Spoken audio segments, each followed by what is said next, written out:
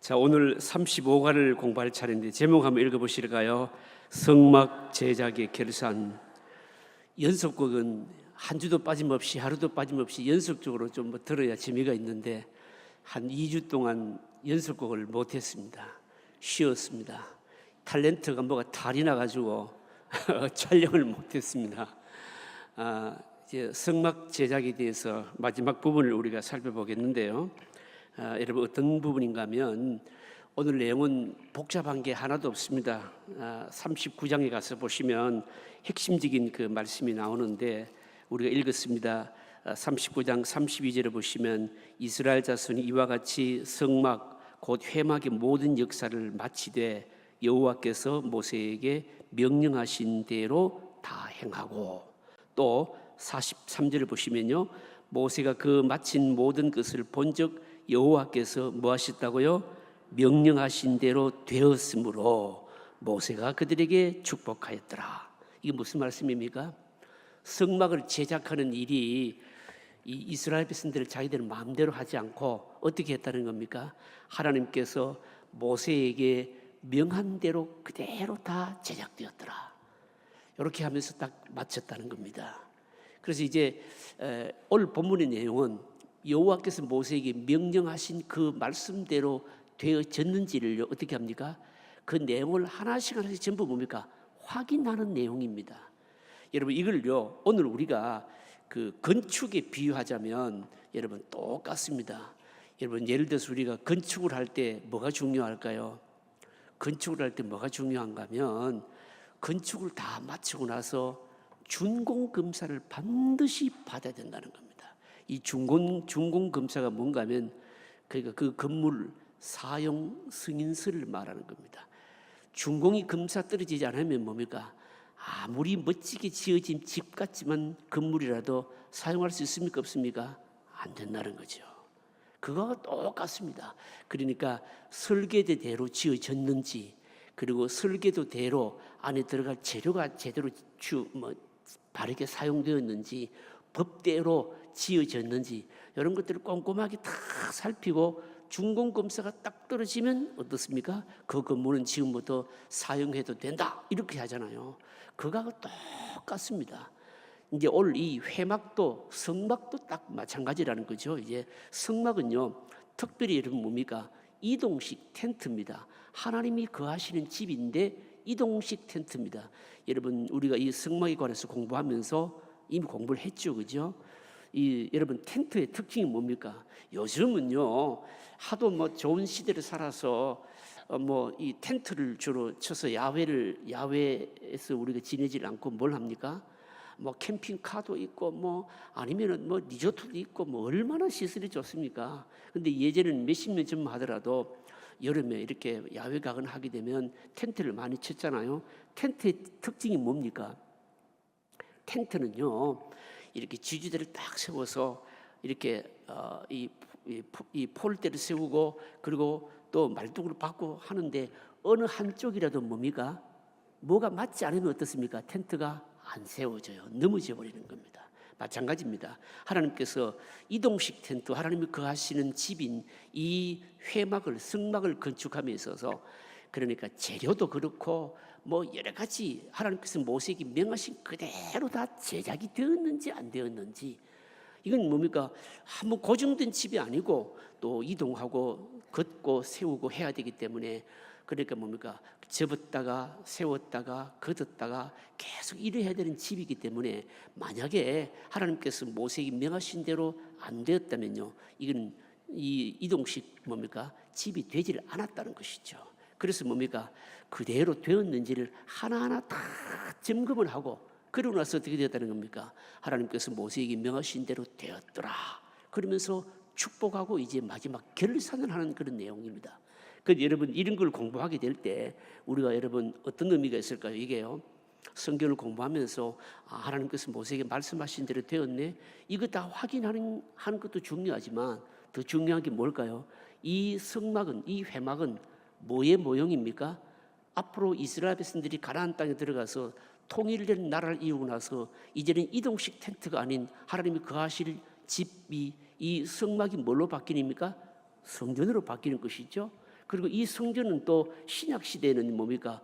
교회로 바뀌게 되는 것이고, 그리고 이 교회는 뭡니까? 우리 한 사람 한 사람이 교회이기도 하고 우리 모임 자체가 뭡니까? 교회이기도 하다 이 말입니다. 그래서 하나님께서 이 회막을 성막을 명하신 대로 건축하였는지 이 체크를 하는 이 내용이 왜 중요한가 하면 이게 그러니까 신약 시대의 성막 성전의 이 모형이고 우리 신약 시대에서 똑같이 이렇게 뭡니까? 하나님께서 다 점검하실 거라 이 말입니다. 그래서 뭘 점검하시는지 구약 시대의 성막 건축을 체크하는 것을 통해서 사실은 교회인 오늘 우리들이 뭡니까? 신앙을 하나님께서도 그렇게 점검하시고 다 체크하실 것인데 우리가 뭘 중요하게 여기면서 신앙생활을 해야 될 것인가? 이걸 말씀한다는 겁니다. 그래서 보시면요. 교회와 관련된 대표적인 두 성경 구절을 가지고 오늘 이 말씀하고 비교를 하면서 바로 정리하는 내용이 본문의 내용입니다. 본문 여러분 이해하시겠죠? 두 주간 못 들어도 아마 이제 연결이 되실 겁니다. 자, 한번 보도록 하겠습니다. 본문 이해를 위한 도만 한번 보실까요? 같이 읽습니다. 건설 현장에 혼을 담은 시공 혹은 부실공사 추방의 원년이라는 슬로건을 내건 것을 봅니다. 우리나라는 대형 다리가 무너져 수많은 사람이 죽고 심지어 백화점까지 무너져서 부실 건축의 오명을 가지고 있습니다. 잘 짓지 않으면 결국 무너지든지 헐고 다시 짓든지 해야 합니다. 건축할 때 중요한 것은 재료와 설계입니다. 나쁜 재료를 사용하면 아무리 설계가 잘 되어도 부실 공사가 됩니다. 그리고 건물이 설계에 맞도록 지어져야 합니다. 특히 성막처럼 조립식인 경우 부분이 잘 맞지 않으면 세워지지 않습니다. 잘못 세워진 텐트는 비가 오거나 바람이 불면 넘어집니다. 본문은 성막 제작을 마치고 결산하는 내용입니다. 자, 이미 설명 다 드렸습니다. 자, 1번 문제 한번 읽어보실까요? 1번 같이 읽습니다. 하나님께서 천막으로 성막을 짓게 하신 후 거기에 사용된 재료를 확인하시고 또 최종적으로 만들어진 물건들을 일일이 확인토록 하셨습니다. 이렇게 하신 이유가 무엇입니까? 8장 21절부터 31절의 본문 전체예요. 본문 전체를 저와 여러분들 같이 읽었는데 이렇게 막 읽긴 했지만 가만히 본문을 뜯어보면요 어떤 내용인가 하면요 32절에 보시면 그렇게 말씀하면 32절에서부터 쭉 보시면 뭘 얘기하는가 하면요 재료를 얘기합니다. 재료가 주로 뭘까요? 금과 은과 무엇이에요? 놋이 사용된 겁니다. 그래서 보시면요 놋이 얼마고 금이 얼마고 뭐 이렇게 밝히고 있잖아요. 그 다음에 또 뭡니까? 건축에 들어간 비용이 얼마냐 이런 것도 지금 따지고 있고 이렇거든요. 전체를 지금 다 계산하는 그런 내용입니다. 근데 왜 이렇게 체크할까요? 그러니까 뭡니까? 건축이 그냥 성막 제작이 다 끝났다. 사람 눈에 보기에 그냥 막 그럴싸하게 되었다. 그렇게 딱 맞춰버린 것이 아니고 실제로 하나님께서 모세에게 말씀하신 그대로 그 재료 또 거기에 맞게끔 잘 사용했는지 다 이렇게 바로 점검하고 계신다라고 하는 겁니다. 이렇게 하신 이유가 뭘까요? 건축에 비유하자면 뭔가면요 실제로 부실 공사가 되지 않게 하기 위해서 이렇게 했다는 거예요. 이게 답입니다. 그럴싸하게 되었다. 이렇게 여러분 되었다고 해서 다 잘 되었다. 여러분 그렇게 하면 안 된다는 겁니다. 여러분 그리고요 이거는 앞에서 말씀드렸습니다만 이 성막은요 뭐의 모형입니까? 앞으로 지어질 성전의 모형인 겁니다. 성막을 제작할 때도 하나님께서 모세에게 말씀하신 대로 그대로 제작이 되었는지 안 되었는지 살핀다고 하는 것은 뭡니까? 앞으로 성전을 지을 때도 또 이렇게 뭡니까? 다 하나하나 하나님께서 뭡니까? 다 체크하고 살피시겠다. 똑같은 원리인 겁니다. 여러분 이것은 뭡니까? 신약 시대로 말하자면 또 뭐와 관련이 되어 있을까요? 여러분 성막, 성전 그 다음에는 뭡니까? 사실은 성막, 성전은 뭡니까? 교회의 모형이죠, 그죠?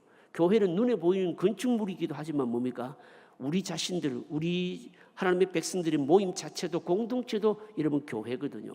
그러니까 눈에 보이는 교회도 우리의 공동체도 하나님께서 이와 같이 성막을 다 완성하고 나서 전부 다 체크를 하시듯이 교회인 우리들의 신앙생활도 우리의 모든 모습들도 똑같은 방식으로 뭡니까?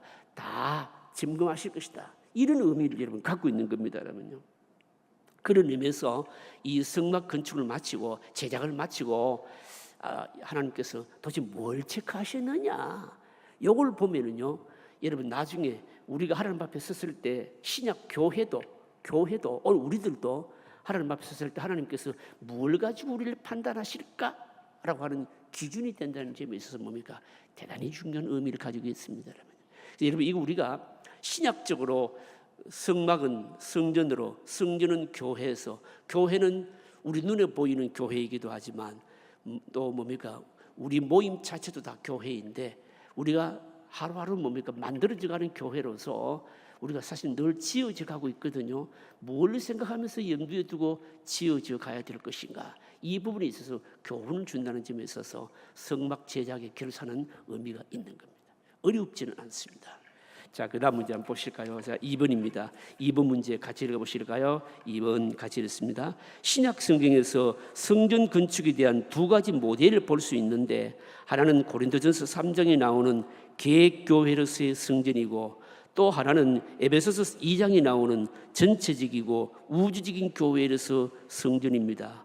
고린도전서를 통해서 성전의 어떤 면을 보여줍니까? 자, 여러분 성경 읽기 전에 요 조금 문제에 좀 어려운 말이 나오잖아, 그죠? 어려운 말이 나오는데, 이 성막 제작의 결산을 보면서 이 성막이 성전으로 발전이 되고, 또 거꾸로 말하자면 이 성막은 성전의 모형이기도 하고, 또 이 성전은 신약 시대에 뭡니까? 교회이기도 하는데, 여러분 신약 성경에 보시면 교회에 대해서 말씀하는 성경이 많이 나오잖아요. 많이 나오는데 가장 대표적으로 고린도전서 3장에는 교회에 대해서 그 바울이요 비유를 들어서 얘기를 하는데, 근데 고린도전서 3장에 나오는 건축으로서의 그 교회의 비유는요, 이건 실제적으로 개교회를 의미하는 것을 말하는 것이고, 에베소서 2장에서 말하는 교회는요, 이거는 눈에 보이는 교회가 아니고 이거는 우주적인 교회를 말하는 겁니다. 어느 눈에 보이는 어떤 재종제일교회, 수영교회 이런 한 교회가 아니라 눈에 보이지 않는 우주적인 어떤 교회에 관한 교회론입니다. 그래서 에베소서 2장에 나오는 교회론은요, 좀 심도가 깊고 어렵기도 하고, 여러분 그렇죠. 이 두 교회론을 가지고 성막 건축에 대한 이 말씀을 가지고 바로 연결해서 지금 이제 점검하고 있는 내용이거든요. 이번 문제는 뭔가 하면 고린도전서 3장에 나오는 개교회로서의 이 성전을 통해 가지고 그 성전의 어떤 면을 보여주고 있는가, 이렇게 묻고 있거든요. 자, 여러분 성경을 띄우면 한번 보도록 하겠습니다. 성경 말씀 보여주실까요? 여러분 너무 잘 아시는 말씀입니다. 고린도전서 3장 10절부터 16절까지입니다. 자, 어쨌든 같이 한번 읽어보겠습니다. 내게 주신 하나님의 은혜를 따라 내가 지혜로운 건축자와 같이 틀을 닦아두매 다른 이가 그 위에 세우나, 그러나 각각 어떻게 그 위에 세울까를 조심할지니라. 이 닦아둔 것 외에 능히 다른 틀을 닦아둘 자가 없으니 이 틀은 곧 예수 그리스도라. 만일 누구든지 금이나 은이나 보석이나 나무나 풀이나 지프로 이 터 위에 세우면 각 사람의 공적이 나타날 터인데, 그날이 공적을 밝히리니 이는 불로 나타내고 그 불이 각 사람의 공적이 어떠한 것을 시험할 것임이라.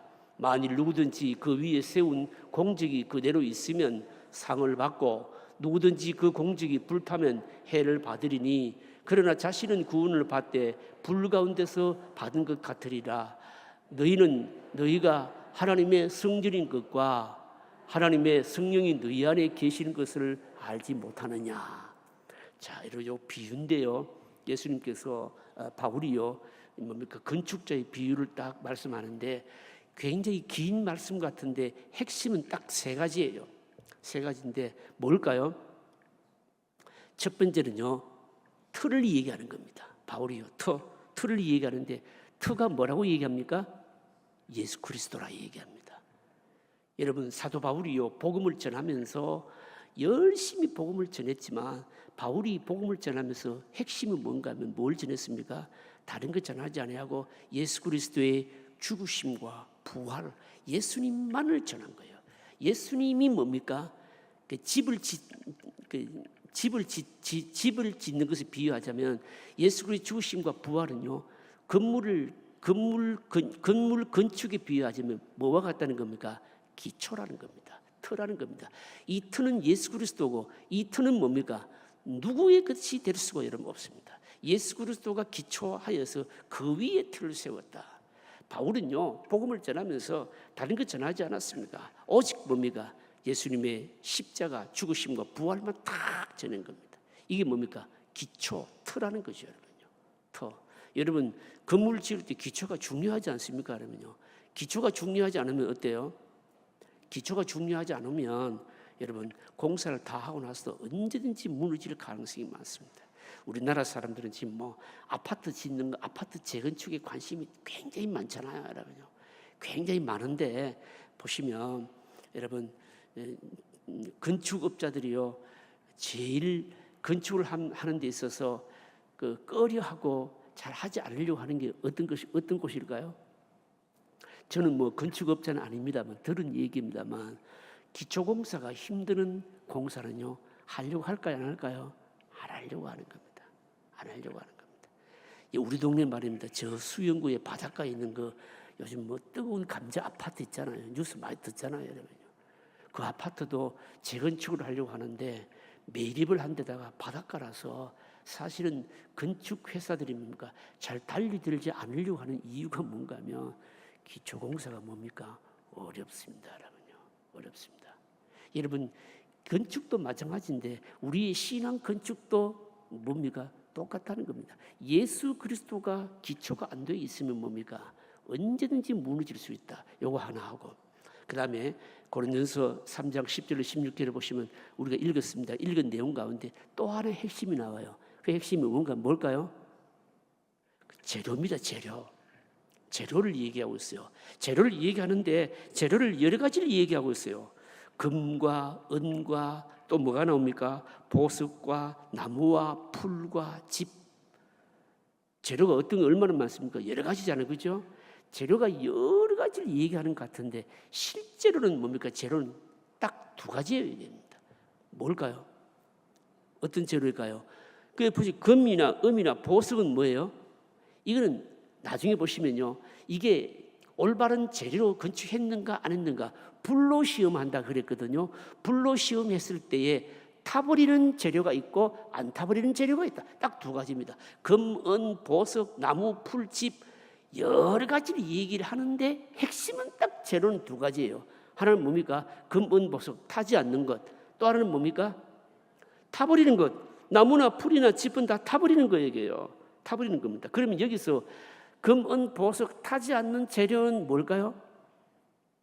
타지 않는 재료는 뭘 말하는가 하면 말씀을 말하는 겁니다. 그러면 이 고린도서 신을 바울이 쓸 때에 그러면 나무나 풀이나 집같이 타버리는 것은 그럼 뭘 말하는 것일까요?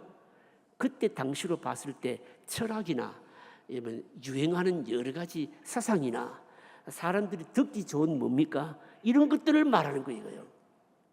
이런 것들을 말하는 겁니다. 여러분 우리가 사실은 믿음 생활하는 것도 우리 한 사람 한 사람이 다 교회고 교회도 뭡니까? 눈에 보이지 않는 교회도 늘 지어져 가는데 무엇을 가지고 집을 지어 가야 되느냐? 말씀이냐? 아니면 뭡니까? 세상 시류냐? 듣기 좋은 것이냐? 이런 걸로 딱 둘로 갈라진다는 거예요, 여러분요. 여러분 타지 않는 거는 재료는 뭘까요?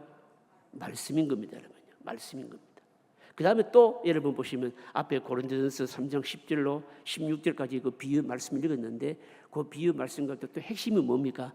기초, 틀을 강조했고 재료를 강조했고 또 하나는 뭘까요? 또 하나는 뭔가 하면 나중에 불로 그 시험의 공력을 뭡니까? 시험한다 이랬습니다. 시험한 이게 무슨 말입니까? 이게 제대로 원래 제대로 된 건축 재료를 가지고 지었는지 안 지었는지 또 아니면 법대로 지었는지 아닌지 설계대로 지었는지 아닌지 이런 것들은 뭡니까? 판단해 보신다는 겁니다. 그래서 판단하는데 뭘로 판단한다고요? 불로 판단한다. 그래서 타지 않는 재료로 집을 지은 자는 뭡니까?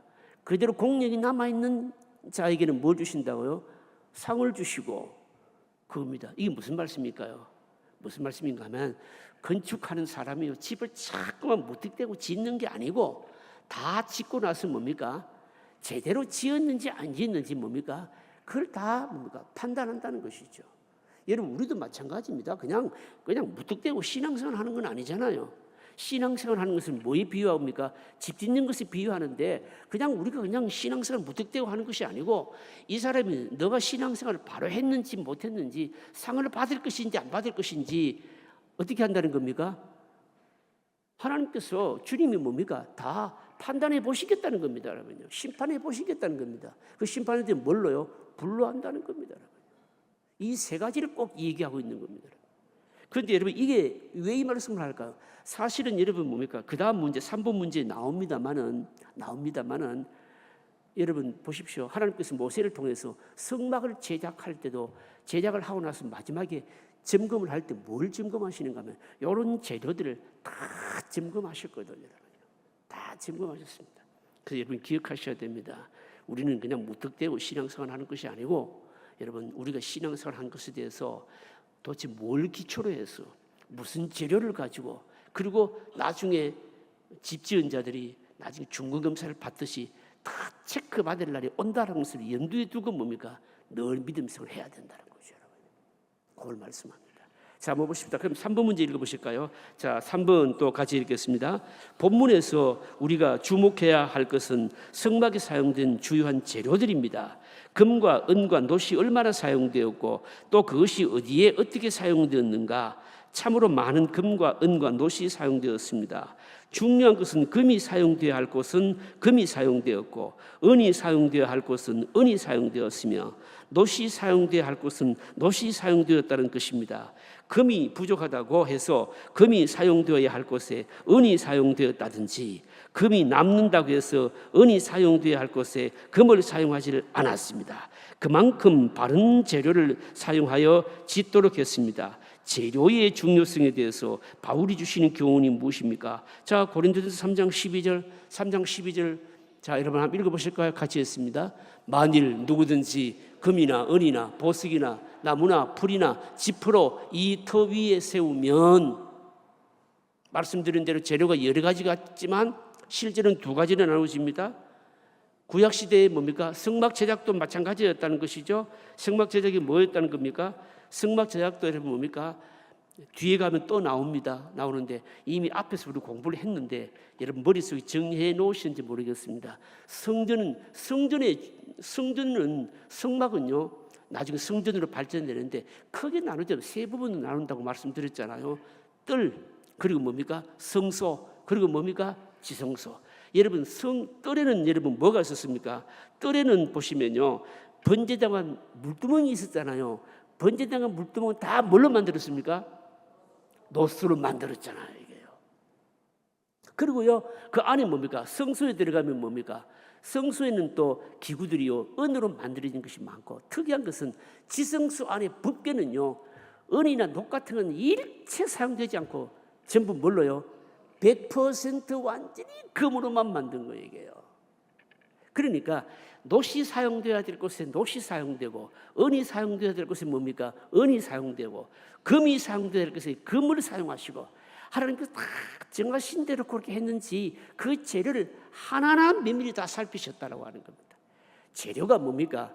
그만큼 여러분 중요하다는 것이죠. 오늘 우리가 이 고린도전서 3장 12절에도 마찬가지입니다. 재료가 여러분 굉장히 중요한 거예요. 여러분요. 굉장히 중요한 겁니다. 여러분요. 여러분 그러면 이 구약시대 성막 말고 신약의 교회를 건축한 비유와 관련해서 이 재료를 사도 바울이 얘기할 때 금과 은과 뭡니까? 보석, 나무와 풀과 집이라고 말할 때 여러분 그때 이 금, 은, 보석은 말씀을 상징하는 것이고 그리고 뭡니까 나무나 풀이나 집은 타버릴 수밖에 없는 것을 말씀하는데 이 타버릴 수밖에 없는 것은 도대체 뭘 얘기하겠느냐라고 하는 겁니다. 뭘 얘기하고 있을까요? 앞에서 말씀드린 대로 바울 당시에는요 그것이요 사실은 그 당시에 유행하던 바로 세상이 뭡니까? 그리스 헬라 철학 같은 것을 말했습니다. 유행하는 사조를 말했습니다. 그럼 오늘날은 여러분 이런 것들은 뭘 말할까요? 오늘날은 지금 어떤 것을 말하는가 하면 예를 들어서 뭐 비성경적인 뭐 부흥이라든지 아니면 시대를 따라서 이게 시류를 따라서 뭐 유행하고 흐르는 뭡니까? 이런저런 여러 가지 잡다한 여러분 것들이 많이 있지 않겠습니까? 여러분? 요즘은 여러분 보시면요 사실 교회 시류가 여러분 뭔가 하면요 원래 교회는 여러분 뭐가 중심이에요? 여러분 예배가 중심이고요. 예배의 가장 핵심은 뭘까요? 예배의 가장 중요한 핵심은 하나님의 뭘까요? 말씀, 그리고 기도, 찬양 이런 것들이 핵심 아니겠습니까?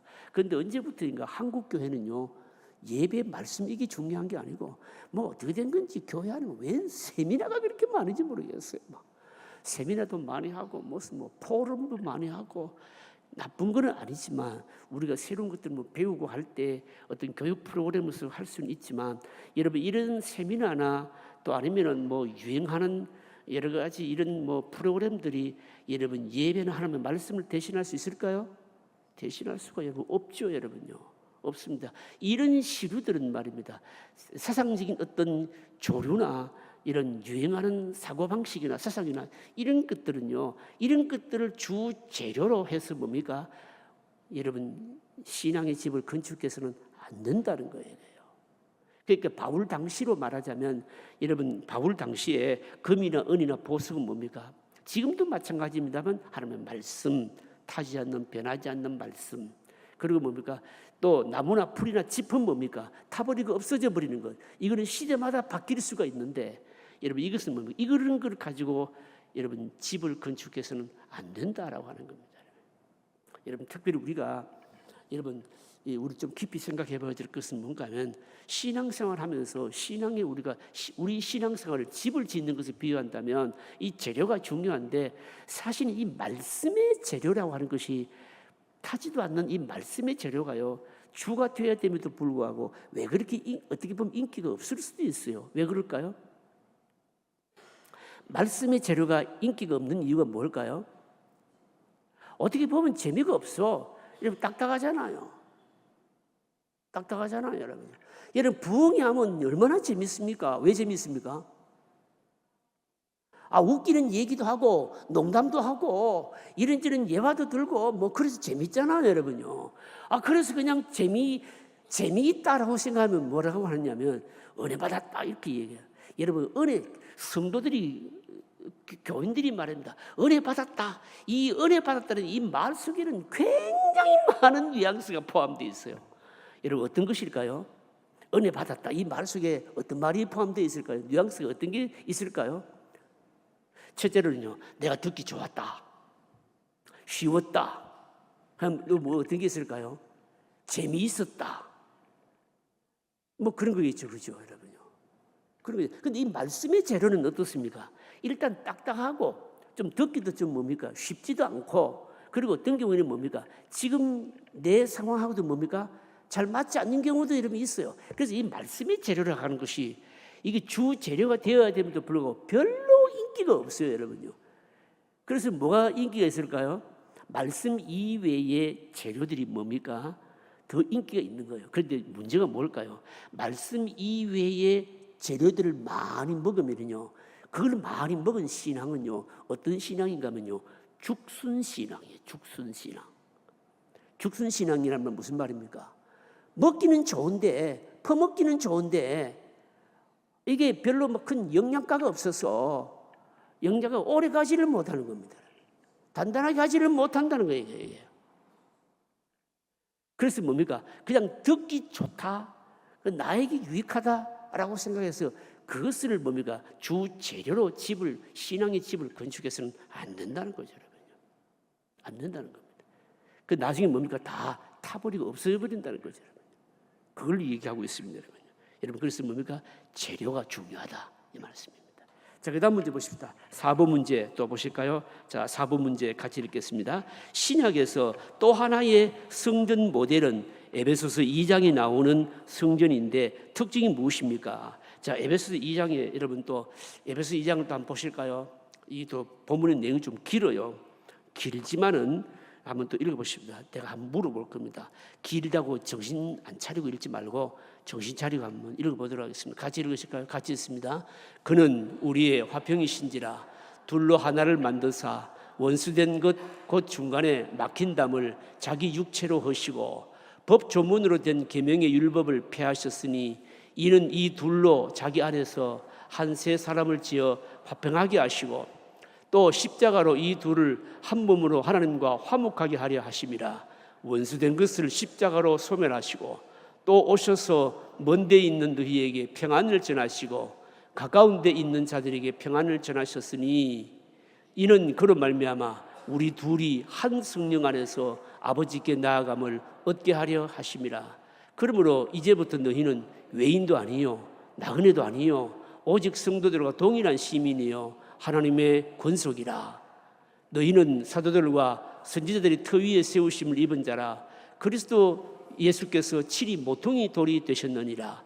그의 안에서 건물마다 서로 연결하여 주 안에서 성전이 되어가고 너희도 성령 안에서 하나님이 거하실 처소가 되기 위하여 그리스도 예수 안에서 함께 지어져 가느니라.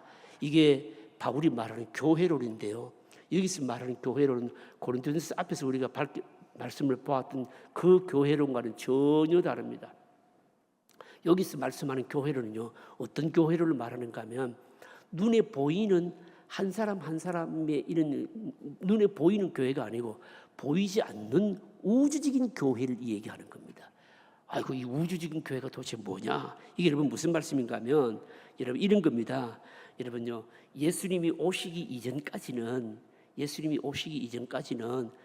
오셔서 십자가를 지시기 이전까지는 여러분 최소한 유대인들의 입장에서 보았을 때는요, 이 세상의 모든 사람들을요 다 뭘로 나누어졌는가 하면요, 유대인이냐 아니냐, 유대인이냐 이방인이냐 이 둘로 나누어졌거든요.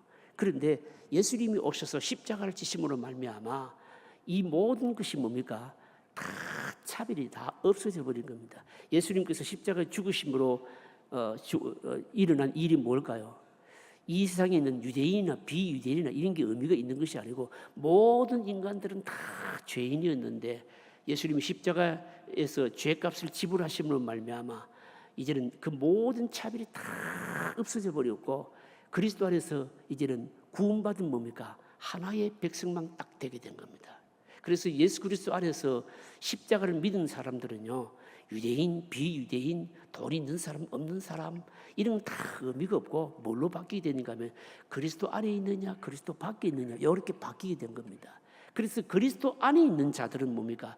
다 예수님 안에서 하나이고, 그래서 이제 예수님 밖에 있는 십자가 밖에 있는 것은 의미가 없어지고 이렇게 되었고 예수님 안에서 다 하나가 되어서 이제는 뭡니까? 만들어져 가는, 지어져 가는 그런 교회가 되었다는 겁니다. 이게 이제 바울이 말하는 우주적인 교회론이거든요. 그런데 이 우주적인 교회론을요, 에베소 교회 성도들은 받아들였을까요? 안 받아들였을까요? 안 받아들인 겁니다. 에베소 교회 교인들은요, 예수님의 십자가를 믿는다고 하면서도 여전히 뭡니까?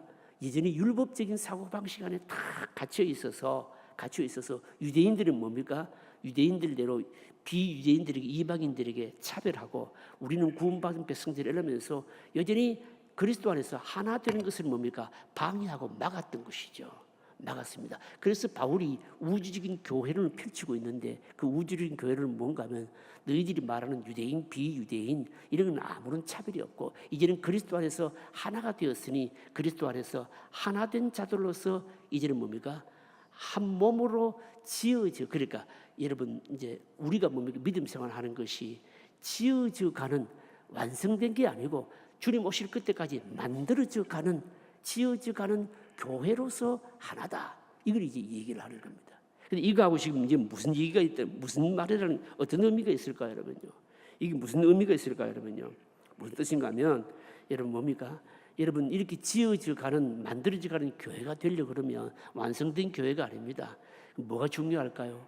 뭐가 중요한가 하면 개교회든지 아니면은 아니면 공동체든지 간에 하나님의 뜻이 중요하고요.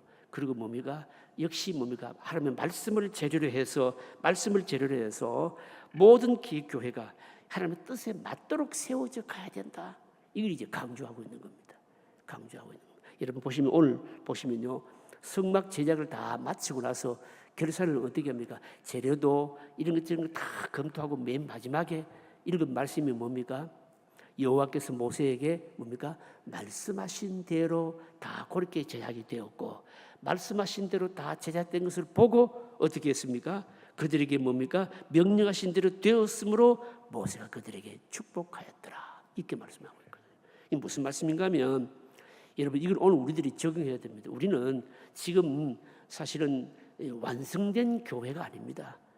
끝난 교회가 아닙니다. 계속 지금도 뭡니까? 하나님의 뜻이 무엇인지를 살펴가면서 지어져 가는, 만들어져 가고 있는 중에 있는 교회다. 여러분, 그럼 이건 여러분 뭘 중요하게 생각해야 될까요? 그러니까 하나님께서 우리에게 뭘 원하시는지 그 뜻을 늘 살펴가면서 지금 집이 지어져 가고 있는지를 살펴야 된다 이 말씀입니다. 그걸 여러분 강조하고 있는 겁니다.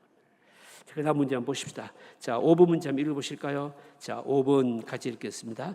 성전의 재료들을 보면 안으로 들어갈수록 점점 더 화려한 것으로 되어 있습니다. 겉은 노치요, 성소는 은이요, 그 아래는 금입니다. 이것은 점점 더 깊은 곳으로 초청하는 모습입니다. 바른 교회의 모습이 무엇일까요? 자, 여러분 우리가 이미 말씀드렸습니다.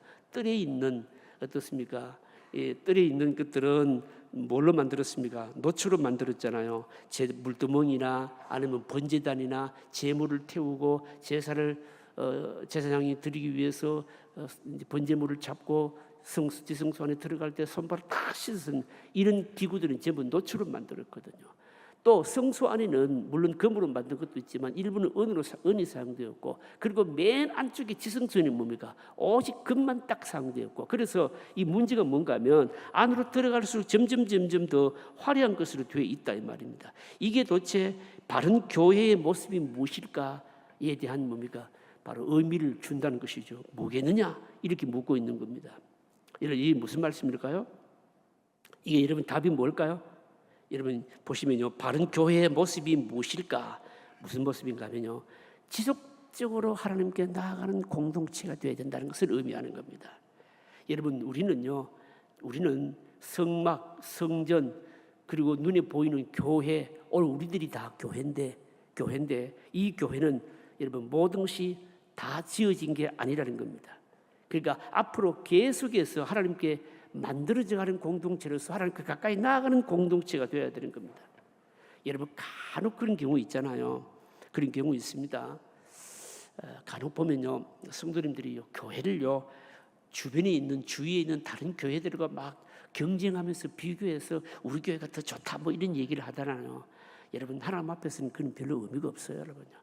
우리는 교회를 볼 때 뭡니까? 그 교회가 얼마나 건물이 화려한가, 뭐 이런 것들을 보잖아요. 시설이 얼마나 좋은가, 얼마나 규모가 큰가 이런 걸 보잖아요. 그런 걸 보는데, 그래서 우리가 다른 교회들하고 비해서 좀 더 낫고 모자라고 이런 것들을 가지고 판단하는데, 이거는 사실은 어떻게 보면 큰 의미는 없습니다. 우리가 하나님 앞에 섰을 때 여러분 그런 것 가지고 하나님께서 우리를 판단하실까요? 그런 것으로 판단하지 않습니다.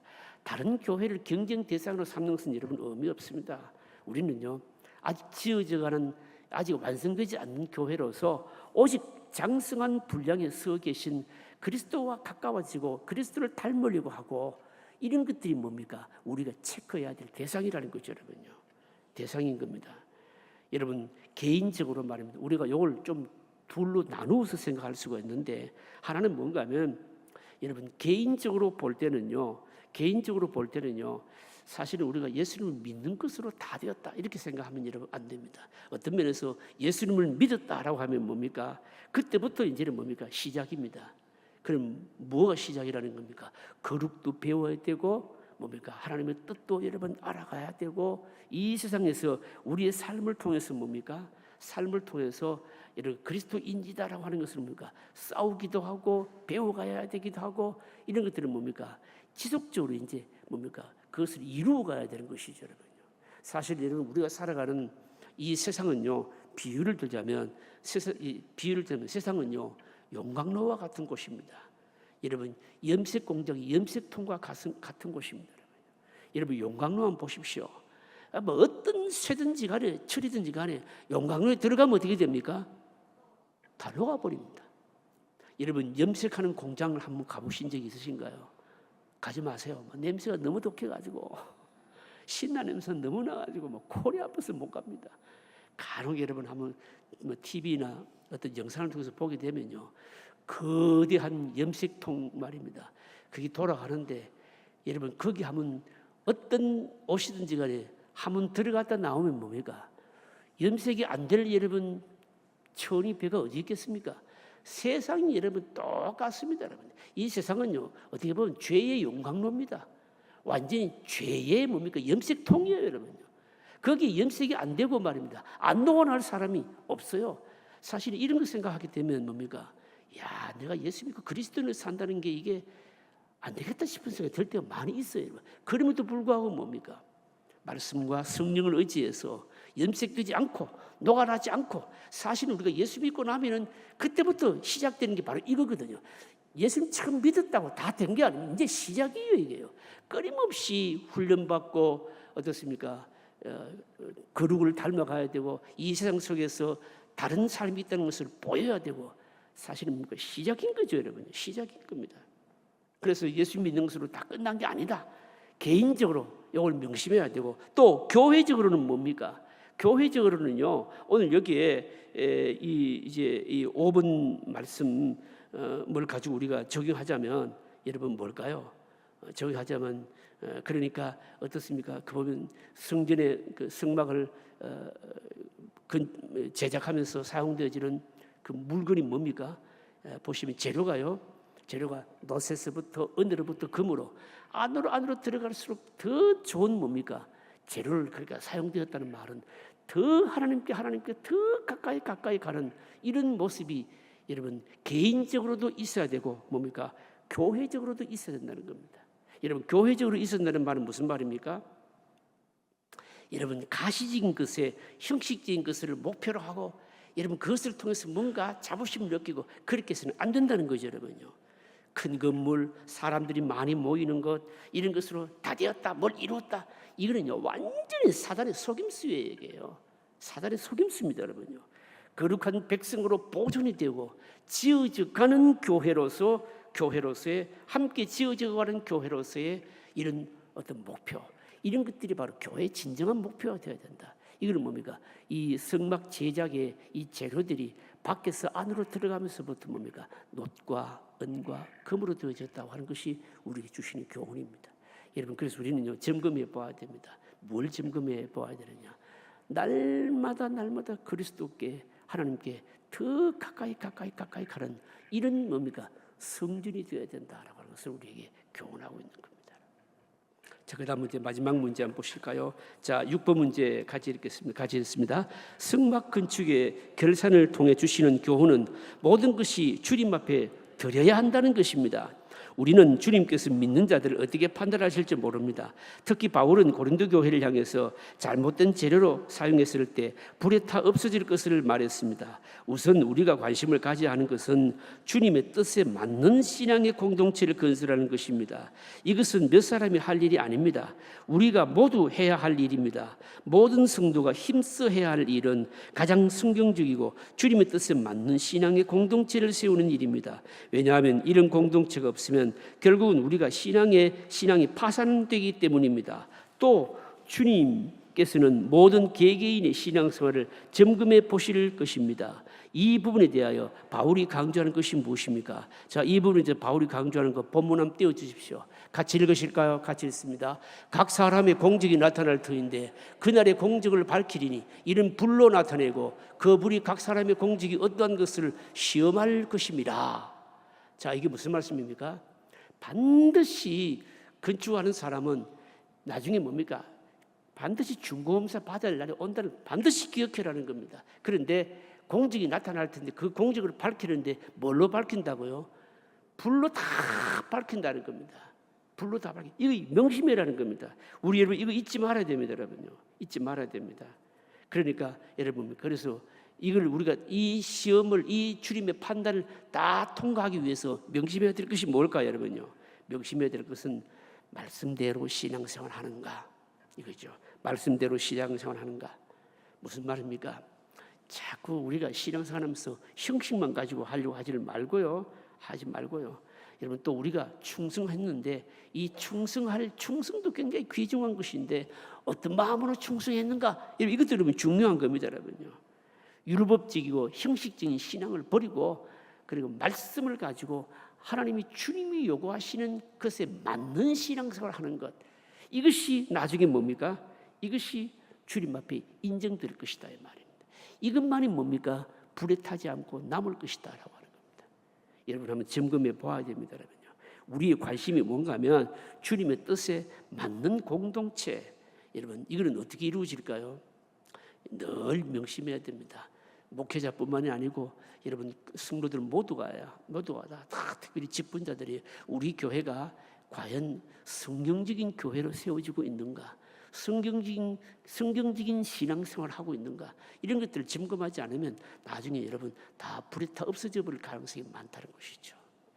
자, 여러분 말씀을 정리하도록 하실까요? 결론적인 정리 한번 읽어보겠습니다. 같이 읽습니다.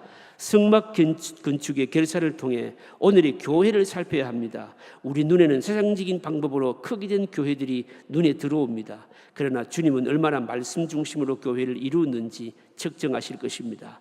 우리 개인적으로도 정말 주님의 뜻과 상관이 없는 사람도 있습니다. 수고는 했으나 쓸데없는 것을 위하여 수고한 사람들은 주님 앞에 별로 인정받을 것이 없을 것입니다. 무조건 열심 내기 전에 가치 있는 것을 위해서 열심 내야 됩니다. 교회는 주님의 몸입니다. 그래서 메시아적 공동체라 합니다. 모임이기는 하지만 그리스도께서 직접 연결된 공동체라는 뜻입니다. 주님이 머리가 되어야 하고 십자가에 달리신 그분 외에 누구도 우리를 지배할 수 없습니다. 우리는 피차 복종할 뿐입니다. 그러면 나중에 주님 앞에 섰을 때 부끄럽지 않게 서게 될 것입니다. 여러분 기도하실까요?